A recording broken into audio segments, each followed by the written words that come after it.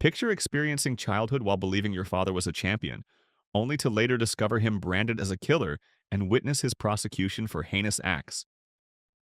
This became the harsh reality for numerous offspring of National Socialist commanders. Ada Goering, offspring of Reichs. Marshal Hermann Goering experienced her formative years amid extravagance and authority. Nevertheless, following the collapse of the Third Reich, her existence transformed dramatically. Despite her father's capital punishment verdict, Ada preserved a tender perspective of her father, viewing him as a champion and devoted paternal figure. Similarly, Gudrun Himmler, offspring of the Reich Führer of the SS, devoted her existence to protecting her father's reputation. Both she and her father possessed profound affection for Germany, and Gudrun passionately committed to vindicating his legacy, declining to acknowledge the SS atrocities. Wolf Rudiger Hess, offspring of Rudolf Hess, existed beneath his father's continuous incarceration shadow in Spandau. Wolf Rudiger consecrated substantial portions of his existence, attempting to demonstrate his father's blamelessness and campaigning for his liberation, considering Rudolf Hess a casualty of the Allied legal framework. Descendants of the Reich. The startling truth concerning National Socialist leaders' children. Throughout the Third Reich's zenith, these offspring experienced privileged existences within magnificent power corridors, protected from the terrors their fathers orchestrated. They entertained themselves on expansive properties, attended elite institutions, and basked in a nation's worship. However, as the Reich disintegrated, their illusory world collapsed similarly.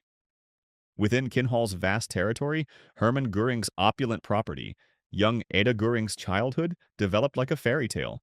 Encircled by enormous natural preserves, she relished unthinkable luxuries encompassing a rare animal collection and even a personal miniature railroad. Such indulgences were commonplace among high-ranking National Socialist officials' children, who experienced lives vastly different from ordinary German citizens. Heinrich Himm's daughter Gudrun accompanied her father during concentration camp visits, though her encounters were meticulously orchestrated. In Dachau, she observed sanitized sections, including gardens and prisoner artwork, prompting her diary notation. "We observed everything possible. It was quite pleasant." Gudrun Himmler, characterized as the ideal Aryan girl representation, patriotic and consistently attired in Bavarian garments, embodied the regime's cultivated ideal. Within this exclusive realm, Nazi leaders' children frequently found themselves near Adolf Hitler personally. The Führer wasn't merely a distant authority figure, but often assumed an intimate role in their lives. Ida Ging's baptism with Hitler as her godfather exemplified the personal relationship and political power interconnection, characterizing this inner circle. The environment where these children developed was carefully regulated, crafted to strengthen Nazi ideologies constantly. They commemorated achievements and festivities alongside high officials, received Hitler's gifts, and faced continuous exposure to meticulously designed propaganda. Despite the horrors perpetrated beyond their golden prisons, many children maintained affectionate relationships with their notorious fathers. Ida Goering, years afterwards, spoke tenderly about her father, declaring, "I cherish him deeply and his love for me was unmistakable." This separation between personal encounters and historical truth haunted many children for decades. As the Third Reich expanded its terror reign throughout Europe, its architects' children remained sheltered within a privileged world of false stories. Their daily routines continued, starkly contrasting the suffering their fathers imposed, generating cognitive discord that proved challenging to reconcile following Germany's defeat. Gudrun Himmler's steadfast devotion to the Reichsführer Heinrich Himmler. Born August 8, 1929, Gudrun was the Reichsführer of the SS's sole daughter. From childhood, she possessed a privileged status within Nazi hierarchy, frequently accompanying her father to official gatherings and maintaining close contact through daily telephone conversations and weekly correspondence. The father-daughter connection was extraordinarily powerful. Heinrich Himmler demonstrated particular fondness for Good, affectionately naming her Puppy and regularly transporting her from Munich to his Berlin offices. This intimacy, however, carried a terrible price as it exposed young Gudrun to the regime's inner mechanisms and its horrific ideology. Perhaps the most disturbing example of this exposure occurred when Gudrun, at merely 12 years old, visited the Dachau concentration camp alongside her father. Her diary entry from that occasion reveals an alarming disconnection from the camp's true purpose. Today we visited the SS concentration camp in Dachau. We observed everything possible. We witnessed the gardening activities. We saw the pear trees. We viewed all prisoner-created paintings. Magnificent. Then we consumed substantial food. It was quite pleasant. World War II's aftermath presented significant challenges for Gooden and her mother. American forces detained them for 4 years, confining them in various camps throughout Italy, France, and Germany. They were summoned to Nuremberg for trial testimony before their November 1946 release. Despite these difficulties and overwhelming evidence regarding her father's crimes, Gooden's devotion never faltered. Gudrun Himmler, born from Heinrich Himm's sole marriage, spent 5 lengthy years with her mother in British Army prisoner camps within their German occupation zone. Following her release, barely in her 20s, she joined the clandestine organization Ster Heiler, dedicated to assisting former SS members. Gudrun aided notorious war criminals including Klaus Barbie and Anton Maloth, demonstrating her continued adherence to National Socialist principles. As the organization's leader, she endeavored to secure extradition prohibitions from Germany for Klaas Karel Faber, an 89-year-old former SS member in the Netherlands guilty of murdering several Jews. She also supported Søren Kam, a former Danish SS officer sought by Danish authorities for war crimes, including a Copenhagen newspaper editor's execution. In 1951, Gudrun married Wolf Dea Bitz, a far-right National Democratic Party of Germany official, adopting his surname and abandoning Himmler. Despite her surname's notoriety, Gudrun didn't conceal her identity. She proudly displayed a silver brooch her father had presented, depicting 4 horse heads arranged in swastika formation. Himmler, her father, was convicted of high treason for attempting to negotiate separate peace with Western allies. He eventually fled disguised as a non-commissioned officer, only to be discovered by the British and committed suicide during interrogation. For Gudrun, however, everything was fraudulent, maintaining her father had been murdered. Gudrun Bitz resided in Munich with her husband, leading a life devoted to the National Socialist cause without remorse, and with unwavering loyalty to her father's memory.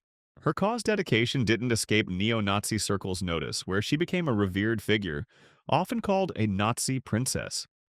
She regularly attended former SS officers' clandestine meetings, maintaining connections with former Germany fighters. Until her 2018 death at age 88, Gudrun Himmler continued residing in Munich, a living testament to Nazi ideology's enduring legacy and its complex psychological impact on its leaders' children. Despite refusing discussions about her work with British journalists, her personal life reflected her political convictions and active participation in right-wing political circles throughout her existence. The Heyrich offspring, Aryan heritage and family destiny. Lena Heyrich birthed 2 sons, Klaus, born June 17, 1933, and Heide, born December 23, 1934. During the late 1930s, Reinhard Heery's responsibilities required extended hours and frequent absences from home. This left Lena managing household and children, straining their marriage nearly to separation point. However, the Heyrich couple had another child, a daughter named Silke, born April 9, 1939. Reinhard proudly displayed his newborn daughter, maintaining a close relationship. Their 4th child, daughter Mara, born July 23, 1942, was born shortly following Reinhard Heydrich's death. Their world consisted of vast properties, lavish celebrations, and a regime's adoration that viewed their father as the Aryan ideal pinnacle. The Heyrich family's idyllic facade shattered May 27, 1942, when Czech resistance fighters ambushed Reinhard Heydrich's automobile in Prague. Immediately following the attack, Richard Heydrich was transported to Bulovka Hospital, cordoned off by armed SS personnel. Upon health center arrival, fearing Czech physicians intended his death, he ordered only German professionals to treat him, causing lengthy delays for Heinrich Himmler's arrival with his medical team. According to specialist official reports, the wounds weren't fatal, and his condition improved for several days.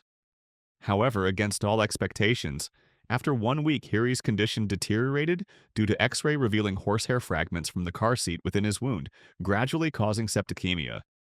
Unable to preserve his life, Heydrich died June 4, 1942, at age 38. As the Third Reich crumbled around them, Heery's children confronted new, harsh reality. Their father, once acclaimed as a National Socialist hero, was now despised as one of history's greatest monsters. The family fled their Prague home, seeking refuge in post-war Germany's chaos. During this turbulent period, tragedy struck again, claiming young Klaus Heirich's life. Tragedy struck the family once more when Klaus died in an October 24, 1943 car accident. That day, Klaus was cycling with his brother Heider in Panensky-Brzan Castle's courtyard. Seeing the street gate open, Klaus ventured onto the road where a small truck descending the path struck him. Klaus died from his injuries shortly after, his body buried in the estate garden. As Nazi atrocities' magnitude emerged, Heider's surviving children withdrew further from public sight. Haida, Zila, and Mera, alongside their mother Lena, sought anonymity following Germany's defeat. They settled on Fion Island, distant from power centers where their name once inspired fear and respect. In subsequent decades, Hiri's children chose deliberate obscurity lives. Heider Heirich, now a retired engineer, firmly refused discussing his father's Nazi regime role. During a rare visit to his Panensky-Brani childhood home, he expressed complex nostalgia and understanding, acknowledging his family's history weight while maintaining respectful distance. Mara Heirich, born shortly following her father's death, forged a quiet fiend life, operating a fashion store far removed from politics and historical reckoning. Zilka Heirich, once proudly displayed by her father as Aryan perfection's image, faded into the background, her post-war life shrouded in mystery. Ida Göring, the Reich Marshal's princess. On the vast Kinhall property, named to honor Hermann Ging's first wife, young Ida experienced an existence far detached from war-ravaged Europe's realities. Lovingly known as Kleiner Prinzessin, Little Princess, she received attention and presents befitting royalty. This Nazi heir's baptism was no standard ceremony. The Führer personally served as her godfather. Ida's youth unfolded within surroundings of plundered artworks and unlawfully acquired wealth. Her father, notorious for his systematic looting role in occupied territories, presented his daughter treasures that would make museum curators weep. Among these stolen artifacts was Lucas Cranach, the elder's Madonna and Child, an invaluable masterpiece that became a plaything for a girl oblivious to its genuine value and sinister origins. As Allied explosives descended upon German cities and war's tide shifted against the Nazi regime, Ada and her mother sought sanctuary in Ober-Salzburg's relative security near Berchtesgaden. This mountainous refuge, once a Nazi power symbol, became a gilded prison as the Reich deteriorated around them. Following Germany's defeat, Ada and her mother found themselves imprisoned by American forces at Luxembourg's Hotel Palace, a stark contrast to the luxurious environments they formerly inhabited. The Nuremberg trials cast an extended shadow over Ida's adolescence. While her father faced prosecution for his Nazi regime atrocity involvement, she made frequent prison cell visits. These moments, permanently etched in her memory, shaped her father's perception for decades. Even as the world condemned Hermann Göring as a war criminal, Ada maintained the image of a caring and attentive father. The decline was precipitous and relentless. Following her father's suicide on his scheduled execution eve, Ada and her mother were forced into unimaginable hardship lives. In their previous existence, they found themselves residing in a cabin, lacking basic amenities like electricity and running water. This austerity period eventually yielded to more stable Munich life, where Ida pursued legal studies, perhaps seeking to comprehend the legal framework that had condemned her father. Throughout her adult life, Ida Göring maintained a complicated relationship with her father's legacy. In private conversations, she staunchly defended Hermann Göring, refusing to acknowledge his actions' monstrous nature. In a 1991 interview, she revealed her emotional connection's depth, stating, "I cherished him deeply, and his love for me was evident. My sole memories of him are so loving I cannot perceive him any other way." In 2015, at age 76, Eder petitioned the Bavarian state parliament for confiscated property returned from her father's post-war estate. This bold request was swiftly and unanimously rejected, clearly indicating Germany had no intention of entertaining any claims related to National Socialist leaders. She passed away in 2018 at age 80, allegedly buried in an unmarked grave, a final and silent epilogue to a life that began amid Nazi power's thunder and ended in historical infamy's hushed tones. Wolf Rudolf Hess, Rudiger Hess, defender of his father's honor. Among these unwavering defenders was Wolf Rudiger Hess, Hitler's former deputy Rudolf Hess's son. His steadfast loyalty to his father's memory would shape his life, leading him down a controversy and unyielding dedication path.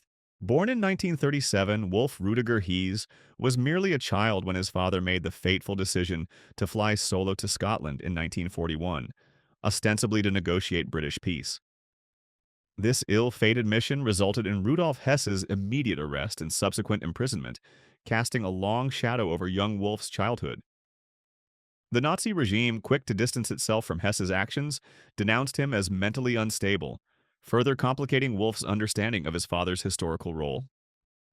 In the tumultuous period following World War II, Wolf and his mother found themselves adrift in a changed world. The family's fall from grace was swift and merciless. On June 3, 1947, Ilse Hess was arrested and interned, leaving young Wolf in his aunt's care.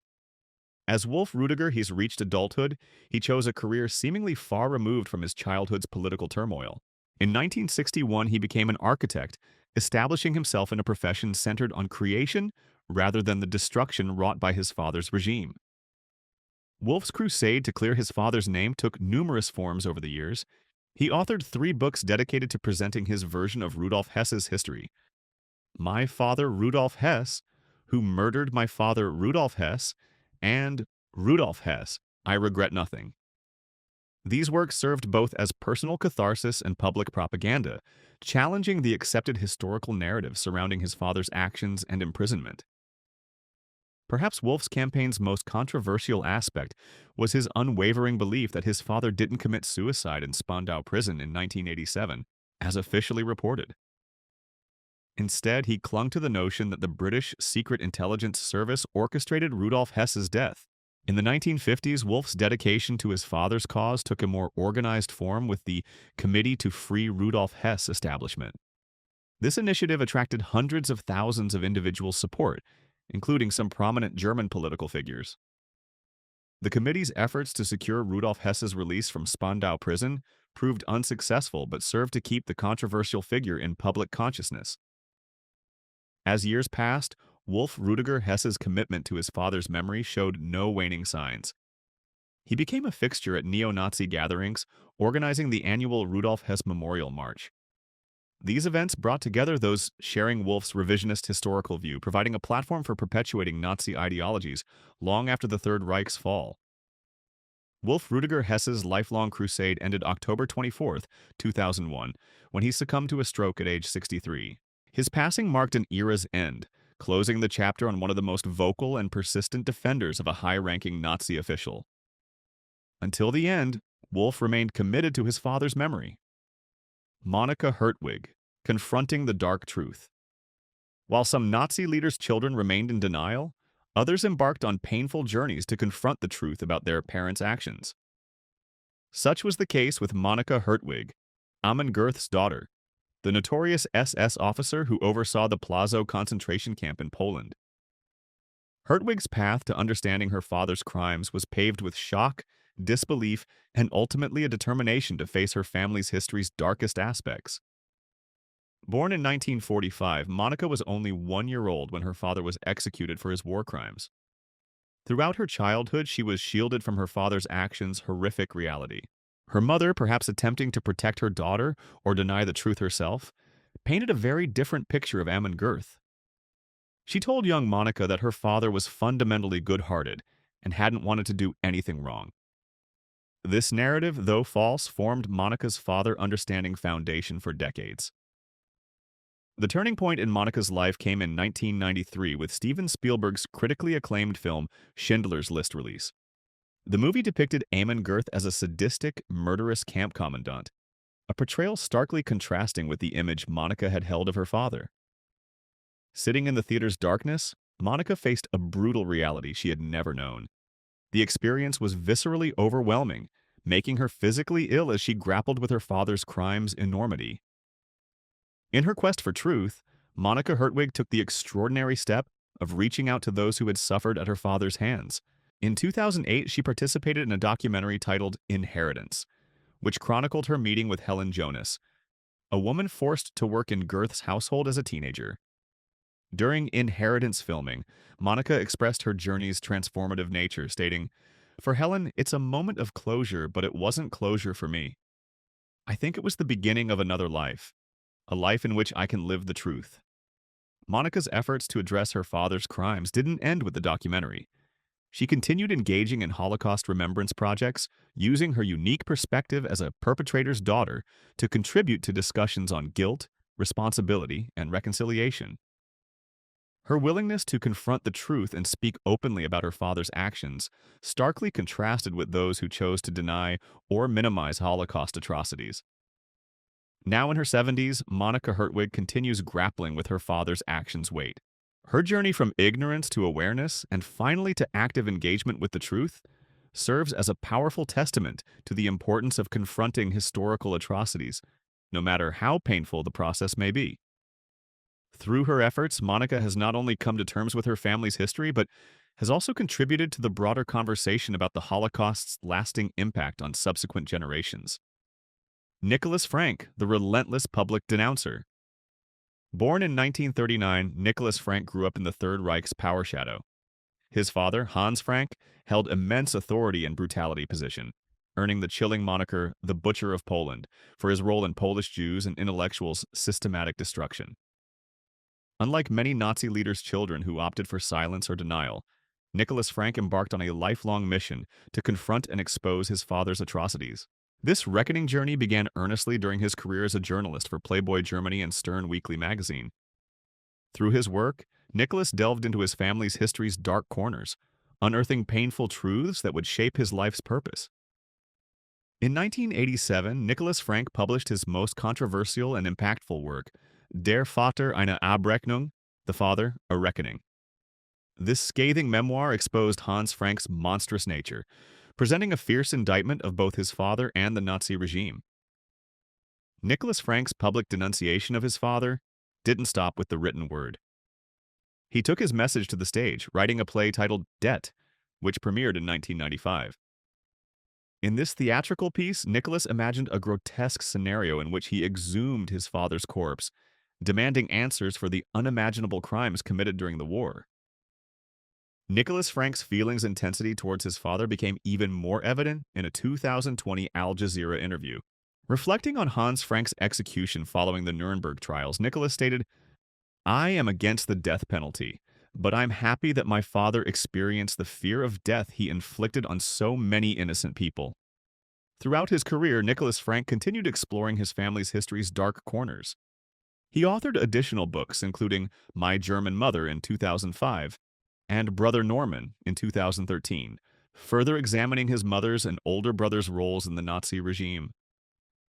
Nicholas Frank's relentless pursuit of truth and accountability has made him a unique and controversial figure in discussions about Nazi legacy and historical memory. His willingness to publicly condemn his father and confront Holocaust horrors starkly contrasts with the silence or defensiveness exhibited by many other Nazi leaders' children. Through his books, lectures, and media appearances, Nicholas has become a powerful voice in the ongoing effort to educate new generations about fascism's dangers and the importance of facing historical atrocities. Ralph Mangala, Confronting the Angel of Death. Born March 16, 1944, Mangala spent his early years unaware of his father's atrocious acts. The young boy was raised in a carefully constructed lie, led to believe that his absent father was a war hero who had made great sacrifices for his country. This noble patriotism facade shielded Ralph from the horrifying truth lurking just beneath his family's history surface. As Ralph entered adolescence, the protective misinformation veil began unraveling. The shocking reality of his father's identity and the monstrous acts committed in Nazi ideology's name started coming to light. The burden of bearing the Mangala name weighed heavily on Ralph. Despite the horrors associated with his father's actions, he found it impossible to completely sever familial bond emotional ties. This internal conflict would haunt Ralph for years as he struggled to reconcile the loving father he'd imagined with Isep Manga's brutal reality, crimes against humanity. In an attempt to distance himself from his infamous lineage, Ralph made conscious efforts to lead a normal life. He pursued a legal career, eventually becoming a successful corporate lawyer. However, Yusep Mengele's crimes shadow continued haunting Rolf's life. Nazi hunters, relentless in their justice pursuit, viewed young Mengele as a potential link to his father's whereabouts.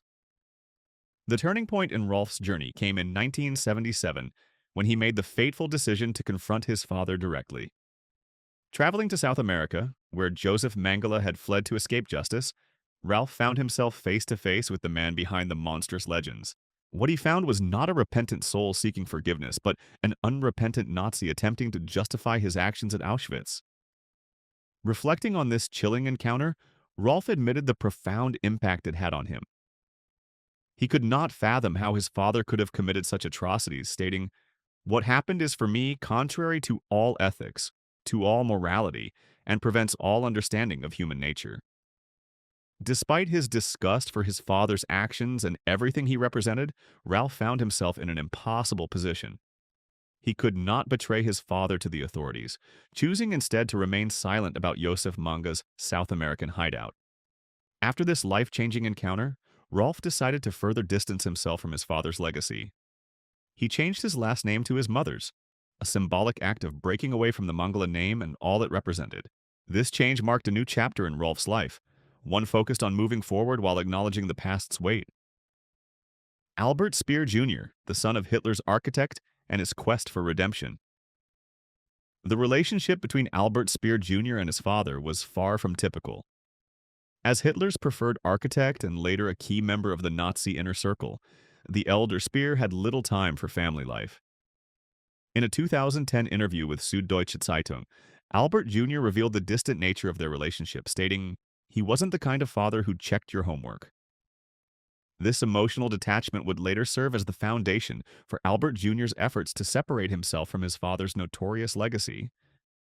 As the Third Reich crumbled and his father faced trial at Nuremberg, young Albert found himself in a world where his surname was synonymous with Nazi atrocities rather than architectural achievements. Rather than succumbing to this legacy's weight, he made a conscious decision to forge his own path. Like his father, Albert Jr. pursued an architectural career, but he was emphatic that this choice was his own. "I have tried my whole life to distance myself from my father," he would later explain, emphasizing his desire for an independent identity. Throughout his career, Albert Speer Jr. deliberately avoided public discussions about his father's role in the Nazi regime. Instead, he focused on establishing himself as a respected architect and urban planner in his own right. His professional achievements were significant, including the design of Shanghai's International Automobile City and overseeing the design for the Beijing Olympics. In 1977, Albert Speer Jr. achieved a significant milestone in his career when he became a professor of urban planning at the University of Kaiserslautern in Rhineland-Palatinate. When Albert Speer Jr. passed away on September 15, 2017, at age 83, he left behind a legacy markedly different from his father's, one built on personal achievements and a deliberate separation from the Third Reich's shadows. Martin Bormann Jr., from Nazi's son to priest. While some Nazi leaders' children clung to denial or faced painful truths, one man embarked on a remarkable transformation journey. Martin Bormann Jr., the son of Hitler's powerful private secretary, would travel a path from the Third Reich's heart to the Catholic priesthood's sanctity. Born on April 14, 1930, Martin Bormann Jr. entered a world of privilege and power as the eldest son of Martin Bormann, one of Hitler's most trusted lieutenants. Young Martin was baptized with the Führer himself as his godfather. In the Nazi leadership's closed realm, the Bormann children led lives far removed from the harsh realities their father helped orchestrate across Europe. Unlike some of his contemporaries who chose denial or defensiveness, Martin Jr. embarked on a spiritual journey that would lead him to the Catholic Church. In a profound act of renunciation, he dedicated his life to God's service, seeking redemption for his father's actions. On July 26, 1958, Martin Bormann Jr. was ordained as a Catholic priest. This transformation from a Nazi's son to a man of the cloth represented a strong rejection of his father's ideology and a commitment to a life of service. From 1961 to 1964, he worked as a missionary in the Congo, ministering to the needy and spreading a message of love and compassion that directly contradicted his youth's hateful doctrines. However, even as he sought to atone for his father's actions, Martin Bormann Jr. found himself entangled in a complex emotional web. In a poignant statement made in 2000, he revealed the internal struggle that continued to haunt him. "I love him as my father, and I hope that I can meet him as a redeemed and saved man. But I cannot absolve him of any of the guilt he brought upon himself in his political life by following Adolf Hitler. I cannot do that." Throughout his life, Martin Bormann Jr. dedicated himself to reconciliation and atonement efforts. He participated in Holocaust remembrance projects, using his unique perspective as a high-ranking Nazi's son to contribute to discussions on guilt, responsibility, and redemption's possibility. However, Martin Bormann Jr.'s journey toward redemption was not without controversy. In 2011, shocking allegations emerged about his time at a Salzburg monastery boarding school in the early 1960s. A former pupil claimed that Bormann had mistreated him when he was only 12 years old. Other accusations of severe physical mistreatment against other students cast a shadow over Bormann's atonement attempts. At the time the allegations surfaced, Bormann was battling dementia, rendering him unwilling or unable to address the claims against him. The independent Klasnick Commission awarded compensation to the accuser, but the allegations never led to legal action. Martin Bormann Jr.'s story serves as a stark reminder of the Nazi regime's enduring repercussions, not only on its victims but also on its perpetrators' families. His journey from a high-ranking Nazi official's son to a Catholic priest, from a life of privilege to one of service, illustrates the complex ways in which Nazi leaders' children sought to distance themselves from their parents' actions and forge new identities in the post-war context. The next generation, the grandchildren of Nazi leaders and their legacy, the experiences of Nazi grandchildren varied widely, reflecting the diverse ways their families chose to confront or conceal their dark history. Some, like Catherine Himmler, Heinrich Himmler's brother's granddaughter, chose to face their family's past head-on. She embarked on a research and self-discovery journey, culminating in The Himmler Brothers, a German family history publication. Her work sought to shed light on her family's Nazi connections' broader implications, offering a unique perspective on the regime's ideology's lasting impact. One of the most impactful Nazi grandchildren stories is that of Jacqueline, a researcher who dedicated her life to uncovering and denouncing her grandfather, Robert Geiss's crimes. When her father died last year, she inherited the mission to make public the truth about the horrors her grandfather had committed. She took on the task with unwavering determination, aware of keeping memory and truth alive's importance. "I cannot avenge these crimes. I cannot free my father from the ghosts that haunted him, but I can keep the memory alive and reveal the truth about my grandfather's crimes. These have been covered up for too long and have never been condemned." Robert Geiss, born in Cologne, Germany in 1902, was a lawyer who early joined the National Socialist German Workers' Party. His ambition led him to join the Schutzstaffel SS and serve in the intelligence service under Reinhard Heydrich's direction and as personal advisor to Karl Hermann Frank in occupied Czechoslovakia. Geiss was responsible for executing atrocious orders, including the infamous Liddus massacre, where all men over 16 were shot and women and children deported. Jacqueline recounted with genuine pain how her grandfather never showed remorse for his crimes, even after the war. Geiss hid under a false identity and evaded justice, living the rest of his days in freedom. Through her research, Jacqueline discovered her grandfather's crimes' depth and decided it was her duty to make this story public, to ensure it was never forgotten. In her words, the shame and guilt of being a Nazi perpetrator's granddaughter became her life's mission. Jacqueline lectured in Germany, writing and speaking about her grandfather's crimes, hoping that by sharing her story, future generations would learn and prevent such atrocities from happening again. Her journey culminated in 2012 when she visited the Ravensbrück Memorial Site to honor the 70th anniversary of Liddus's destruction. There, she publicly admitted to being Robert Geiss's granddaughter, expressing her shame and commitment to transmitting the truth so that the past's horrors would not be repeated. Jacqueline's story is a moving testament to memory's power and the importance of confronting the past, no matter how painful, to build a more just future. Ricardo Eichmann, Adolf Eichmann's son, rejected his father's ideology and chose a life away from the public eye. His statement, "Running from the last name doesn't change anything. It's impossible to escape our past, but we can be better," encapsulates the complex emotions many Nazi grandchildren struggle with.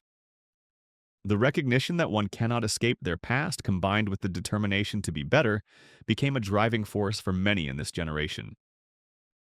Nazi grandchildren's role in shaping their infamous ancestors' narrative has been both controversial and enlightening. Their unique perspective offers glimpses into historical monsters' human side, challenging simplistic notions of evil and forcing society to confront uncomfortable truths about complicity and redemption. As time moves forward and the Nazi era's last survivors pass away, these grandchildren's testimonies become more significant. They serve as a bridge between the past and the present, offering a nuanced understanding of one of history's darkest chapters. Their stories remind us that the Third Reich's legacy continues to cast a long shadow, affecting generations removed from the original events and challenging our understanding of guilt, responsibility, and redemption's possibility in the face of unspeakable crimes. Rainer Höss, breaking the cycle of darkness. Among those who dared to break free from the past's shadows was Rainer Höss, one of history's most infamous figures' grandson. Rainer Höss grew up under the long shadow cast by his grandfather Rudolf Höss, Auschwitz's notorious commandant. For years, young Rainer remained blissfully unaware of his family's past's true nature.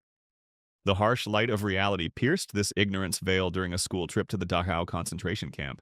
As Rainer stood before a plaque listing Nazi war criminals' names, he came face to face with a chilling revelation: his own surname staring back at him from the infamous roster. The Höss family, like many others with Nazi regime ties, had chosen to bury the past rather than confront its horrors. However, Rainer found himself unable to turn away from the truth once it had been revealed. In a bold and courageous move, Rainer Höss decided to distance himself from his family's Nazi past. He broke ties with relatives who continued to cling to poisonous ideologies and embarked on a mission to confront his grandfather's crimes legacy head-on. Rainer's Holocaust education work took him to the very sites where his grandfather had orchestrated unimaginable atrocities. He spoke with survivors, listened to their stories, and witnessed the enduring trauma inflicted by the Nazi regime. One of Rainer's journey's most poignant aspects was his effort to help return stolen possessions to Holocaust survivors' descendants. This work brought him face to face with his grandfather's actions' human cost, as he confronted shattered lives and broken families' tangible evidence. Each item returned, each story shared, served as a powerful reminder of the immense responsibility he bore as Rudolf Höss's grandson. However, Rainer's path to redemption was not without challenges and controversies. In 2016, fraud allegations cast a shadow over his work and motivations. The accusations centered on his failure to fund a promised Holocaust film, using the money instead to pay personal debts. Rainer found himself facing legal consequences, with 18 convictions over 20 years, 15 of which were for fraud, according to the Irish Times. Lives in the shadows, the silent descendants of Nazis. While some Nazi leaders' children chose to confront their families' dark legacies head-on, others took the difficult path of disappearing into anonymity's shadows. These silent children, burdened with their infamous surname's weight, sought refuge in new identities and carefully guarded secrets.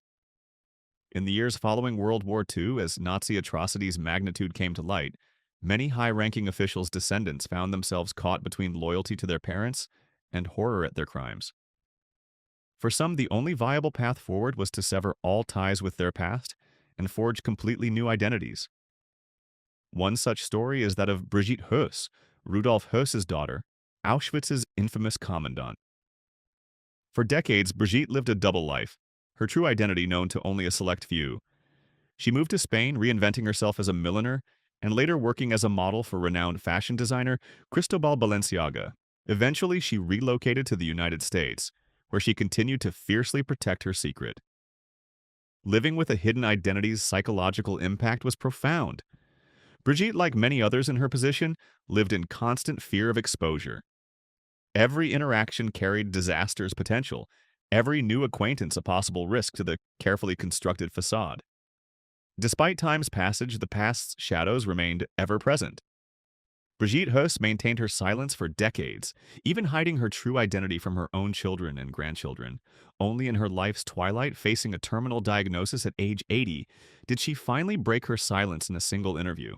In her rare interview, Brigitte painted a picture of Auschwitz as a paradise, revealing a disturbing disconnect from the death camp's horrors reality. She spoke of her father as a sensitive and loving man, completely separate from his role as mass murder's architect. This cognitive dissonance, this inability to fully acknowledge her father's crime's true nature, perhaps explains why she chose a life of secrecy rather than an open confrontation with the past. Living with a hidden identity's psychological impact extended far beyond the individual. Spouses and children, often unaware of their family's true history, found themselves unwitting participants in this grand deception. When the truth finally came to light, as it sometimes did, the revelation could tear families apart and destroy relationships built on a foundation of lies. Harold Quandt, A Life of Prosperity and Legacy. Born in 1921 to Magda Goebbels and her first husband, Günther Quandt, Harold found himself in a unique position within the Nazi hierarchy. As one of Hitler's most trusted lieutenant's stepson, he witnessed the Third Reich's rise and fall from a vantage point few could imagine. However, fate had a different plan for Harold, one that would see him survive the war and thrive in its aftermath. In the Nazi regime's final days, as Berlin crumbled under Allied bombardment, Harold's mother made a decision that would forever haunt history's annals. Magda Goebbels, in a chilling act of fanaticism, poisoned her 6 young children alongside Josef Goebbels before taking their own lives. Harold, serving in the Luftwaffe at the time, was spared this grim fate. He would emerge as the Goebbels family's sole survivor, a twist of fate that set him apart from his half-siblings. As the dust settled over Nazi Germany's ruins, Harold Quandt found himself a prisoner of war, held by Allied forces until 1947. Upon his release, Harold wasted no time in distancing himself from the Nazi regime. He reconnected with his biological father's industrial empire, stepping into a business and finance world that offered a stark contrast to his youth's ideological fervor. The Quandt family's extensive holdings, including significant stakes in the automotive industry, provided Harold with a foundation upon which to build his own fortune. In the years that followed, Harold Quandt displayed business acumen that would have been the envy of many contemporaries. Alongside his half-brother Herbert, he inherited a substantial portion of his father's industrial empire. This inheritance included a significant share in what would become one of Germany's most iconic brands, BMW. Under Harold and Herbert's leadership, BMW transformed from a struggling manufacturer into a global automotive powerhouse. Harold's business success extended far beyond the automotive sector. He diversified his holdings, investing in chemical companies, engineering firms, and a wide range of industrial enterprises. His ability to navigate post-war German industry's complex landscape propelled him to the country's economic elite's upper echelons. Despite his financial success, Harold Quandt remained a figure shrouded in mystery. He rarely spoke of his stepfather or his experiences during the Third Reich, preferring to focus on his business and philanthropic endeavors. This silence about his family's infamous past has led to much speculation about Harold's true feelings towards the Nazi regime and his stepfather's role in its atrocities. Some have interpreted his reticence as a tacit acknowledgement of the horrors perpetrated by the Goebbels and Nazi leadership. Others have seen it as a calculated move to protect his business interests and social standing in post-war Germany. Harold's life came to an abrupt end in 1967, when he died in a plane crash in Italy. At the time of his death, he had amassed a fortune that placed him among Germany's wealthiest individuals. Manfred Rommel, from field marshal's son to mayor. While some Nazi leaders' children struggled to escape their family's infamous legacies, others found unexpected paths to redemption and public service. Among these was Manfred Rommel, legendary Field Marshal Erwin Rommel's son, known as the Desert Fox. Unlike many of his contemporaries, Manfred managed to forge a successful political career in post-war Germany, becoming a respected figure in his own right. Born in 1928, Manfred Rommel grew up in his father's military achievements' shadow. As a child, he witnessed his father's rise to prominence within the Wehrmacht, becoming one of Hitler's most celebrated generals. Despite Erwin Rommel's high position in the Nazi hierarchy, Manfred later described a complex relationship with his father, one not defined by Nazi ideology. In World War II's final days, As Allied forces closed in on Germany, young Manfred experienced a personal tragedy that would shape his life's course. His father, implicated in the July 20th plot to assassinate Hitler, was forced to commit suicide to protect his family from Nazi reprisals. After the war, Manfred Rommel found himself navigating a drastically altered landscape. The Rommel name, once synonymous with military prowess, now carried the weight of association with the defeated Nazi regime. However, unlike many high-ranking Nazi officials' children who retreated into obscurity or denial, Manfred chose a different path. Driven by a desire to contribute to post-war Germany's rebuilding and redemption, Manfred Rommel entered the political world. His journey from a Nazi general's son to a respected political figure was marked by a commitment to democratic values and international reconciliation. In 1974, Manfred achieved a significant milestone when he was elected Stuttgart's mayor, a position he would hold for more than 2 decades. As mayor, Manfred Rommel was known for his liberal policies and efforts to promote understanding between different communities. He became known for his work in integrating immigrants into German society and his unwavering support for the Jewish community. These actions stood in stark contrast to the ideologies his father had fought to uphold, marking a profound shift in the Rommel legacy. Manfred's commitment to international reconciliation extended beyond Stuttgart's borders. He worked tirelessly to mend relations between Germany and its former wartime adversaries, becoming a vocal advocate for tolerance and human rights. His efforts did not go unnoticed, earning him widespread recognition and numerous awards for his dedication to public service and international understanding. In a poignant reflection on his life's work, Manfred Rommel was quoted saying, "We must learn to live together as brothers or perish together as fools." Manfred Rommel's journey from a Nazi field marshal's son to a respected mayor and peace advocate serves as a powerful example of personal transformation and redemption. His story illustrates the Nazi era's complex legacy and the varied paths taken by its leaders' children. Through his actions and words, Manfred Rommel not only distanced himself from his father's controversial past, but also contributed significantly to post-war Germany's healing and international reconciliation. The tragedy of the Goebbels, the story of a fallen lineage. While some Nazi children survived to grapple with their family's legacy, others met a far more sinister fate. In the Third Reich's final days, as Berlin crumbled under Soviet bombardment, a chilling tragedy unfolded in Hitler's underground bunker's dark corridors. The 6 young children of Joseph Goebbels, Hitler's propaganda minister, became unwitting victims of their parents' fanatical devotion to the Nazi cause. The Goebbels family had led lives of unparalleled privilege during Nazi power's height. Joseph and Magda Goebbels' children, Helga, Hildegard, Helmut, Holdine, Hedwig, and Heidrun, ranged in age from 4 to 12. They knew only luxury and adoration, shielded from the horrors their father helped orchestrate across Europe.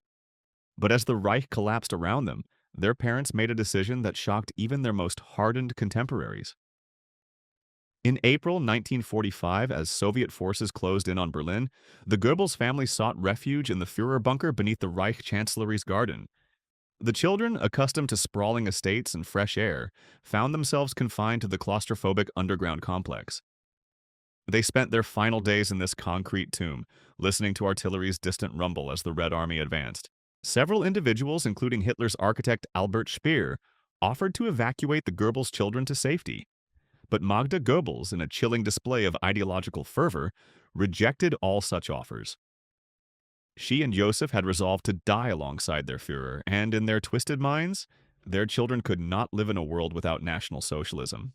On May 1st, 1945, with Soviet troops just blocks away, Joseph and Magda Goebbels set their horrific plan in motion.